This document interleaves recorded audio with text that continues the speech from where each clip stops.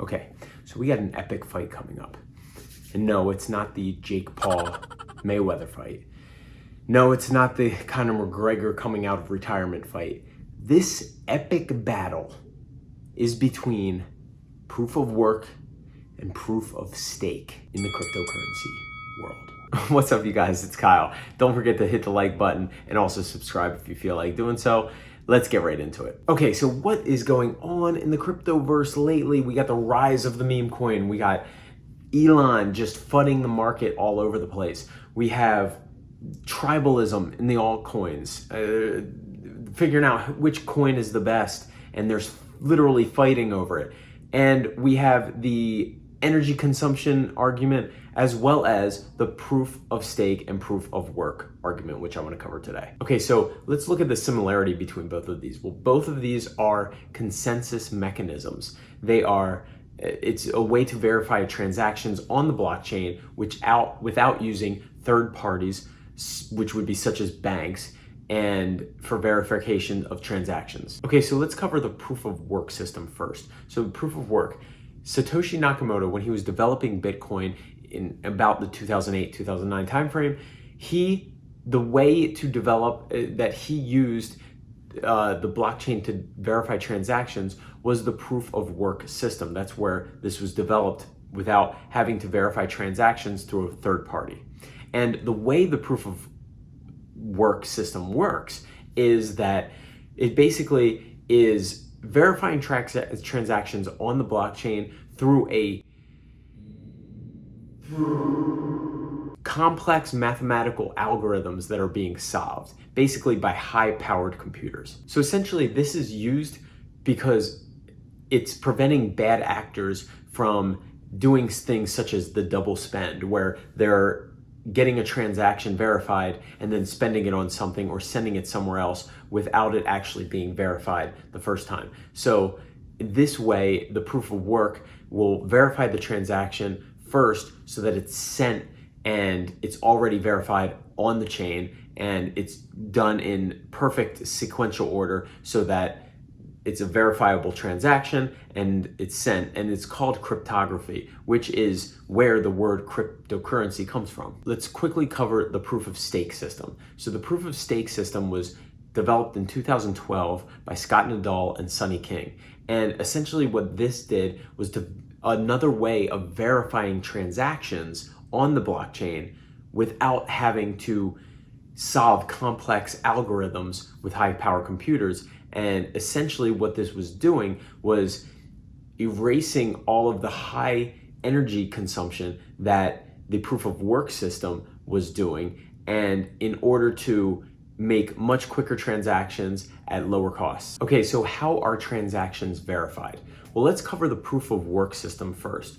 So the proof of work system is on a singular chain where every transaction develops a block, and it takes approximately 10 minutes for Bitcoin, for example, to verify a transaction. Now, what happens is these complex computing systems are solving complex mathematical problems to be able to mine these Bitcoin with the proof of work system. So you would ask yourself, well, why would somebody spend so much money and so much energy consumption to be able to mine Bitcoin? Well, basically, it's because they're getting rewarded in the Bitcoin. So the more expensive it comes, the more greater it is to mine. Now, the way the mining system works is this. So I'm gonna really make it a very simple example for you. So basically, say you have a complex algorithm problem such as 5 plus 7 equals 12.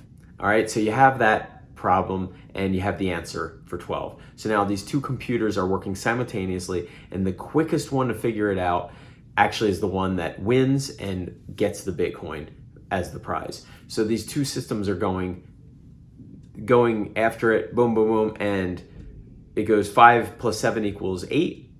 That's not right. 5 plus 7 equals 8. Then 5 plus 7 equals, say, 10, and that's not right. And then this one gets to it faster, and 5 plus 7 equals 12. That gets the Bitcoin. Now, they both use the energy consumption, but this one loses out. this one gets the Bitcoin, and then one could cause it and say it's not a fair system because the more complex the computing system is the one that wins out the Bitcoin. So that's the proof of work system. Okay, so proof of stake, how are transactions verified with that? Well, proof of stake is actually verified by stakeholders that are holding coins on the network. So say for instance, you have, now it takes a large amount of initial investment to be able to do this. Say for instance, Dash calls for 1,000 coins. Well, you need to have that initial investment of the 1,000 coins. And the argument here is that it's a little unfair because the rich get richer in this sense. But the way that it's verified is that you stake it on the network and stake it in the wallet, and then you get rewards in the form of the coin, as well as how much in percentage you have staked. So say for instance, you have a coin with 1,000 circulating supply and you decide to stake 100 of them. Well, you're essentially getting 10% of the chances. You're holding a lottery ticket with 10% of the chances of winning for that verification. So essentially 1 out of 10 times and 10%, you're going to get those rewards. Okay, so the summary and clarification on this proof of work requires all of its miners to solve a complex algorithm using high-powered mathematical computing systems, and the winner and the person that solves it is who wins out.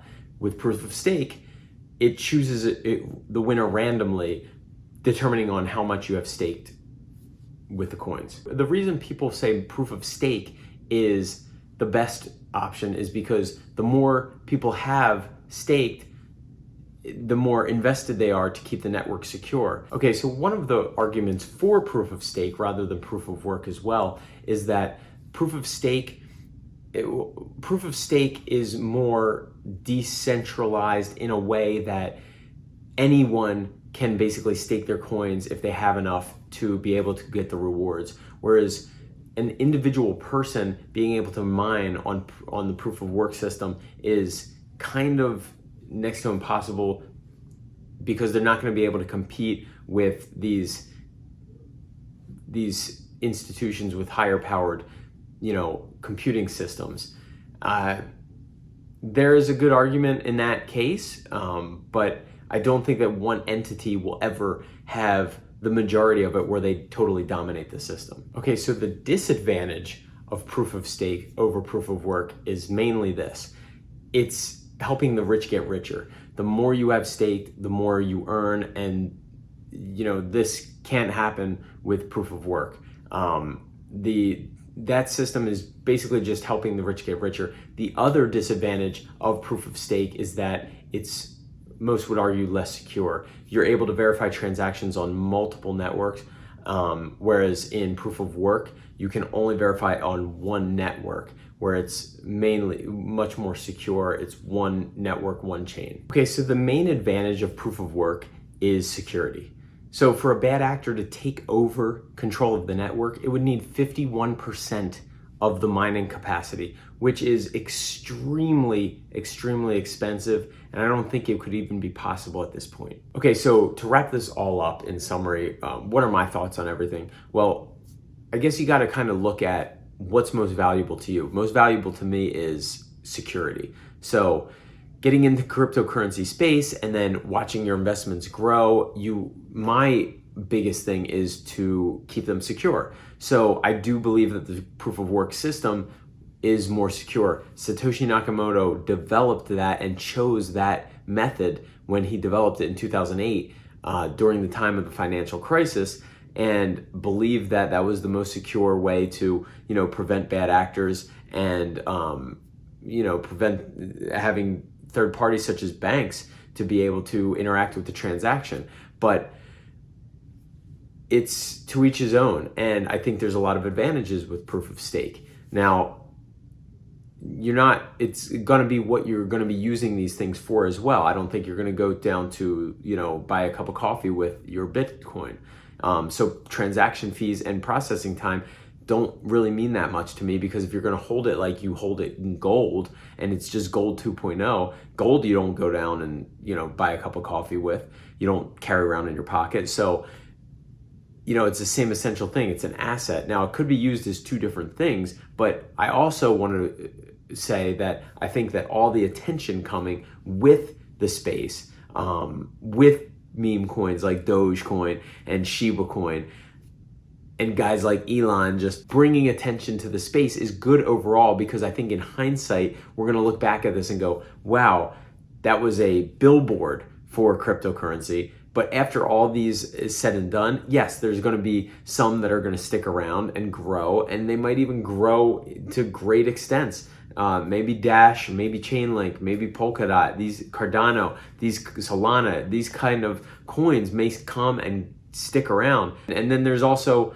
forks of Bitcoin like Bitcoin Cash and Litecoin, which are using the proof of work system. So it's going to be interesting, but I think that regardless, it's drawing attention to the industry. I don't think Bitcoin's in any real trouble. I think it's actually going to, in hindsight, something's going to come out possibly with Tesla saying that, you know, they checked into it, and yes, 75% of the energy used to mine is renewable, and that might trigger one of the best rebounds for Bitcoin. So we have yet to see, but I think that's the main follow-up of this.